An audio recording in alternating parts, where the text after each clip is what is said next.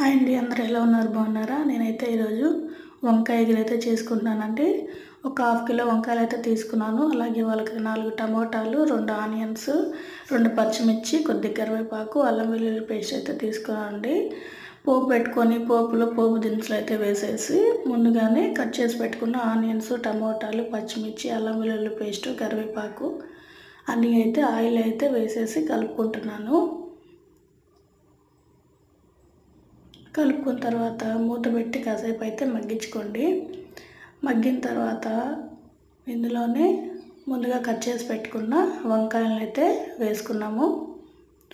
వేసుకొని ఇందులోనే కొద్దిగా పసుపు అలాగే కొద్దిగా ఉప్పు అయితే యాడ్ చేసుకున్నాము. చేసేసుకొని కలుపుకొని మళ్ళీ మూత అయితే పెట్టుకోండి ఒక 5 మినిట్స్. మూత పెట్టుకున్న తర్వాత వీటిలో ఉన్న వంకాయలో ఉన్న వాటర్ అంతా బయటకు వచ్చేస్తాయి అన్నమాట. టమోటాలు అవన్నీ మెత్తగా మెదిగిపోతాయి. ఈ టైంలోనే మనమైతే కారం అయితే యాడ్ చేసుకున్నాము కలుపుకొని. ఈ టైంలోనే కారం యాడ్ చేసుకున్నాం కలుపుకొని. ముందుగానే కారం వేసేస్తే ఏంటంటే ఉప్పు పసుపుతో పాటు అంత టేస్ట్ బాగోదన్నమాట, అడుగంటినట్టు వస్తుంది కారం. అందుకనేసి ఇప్పుడైతే యాడ్ చేస్తున్నాను. ఒక టేబుల్ స్పూను లేదా 1.5 టేబుల్ స్పూన్ అయితే వేసుకోండి. లేదా మీ కారానికి తగ్గట్టు మీరైతే అడ్జస్ట్ చేసుకొని వేసుకోండి. మొత్తాన్ని మళ్ళీ బాగా కలుపుకోవాలి.